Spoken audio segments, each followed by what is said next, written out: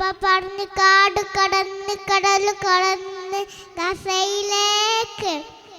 അപ്പ അവർ രണ്ടാളും കൂടി പോയി. അപ്പ പൂച്ച ചോദിച്ച് എവിടുക്ക പോകുന്നേ?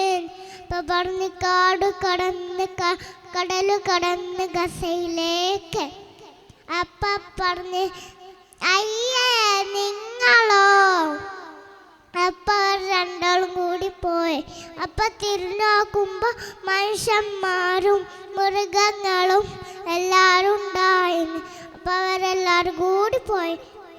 അപ്പൊ ഒരു പാട്ട് പാടി, വരൂ വരൂ കൂട്ടരെ, യുദ്ധം നിർത്തു കൂട്ടരെ, സ്നേഹം നൽകൂ കൂട്ടരെ. അസ്സലാമു അലൈക്കും.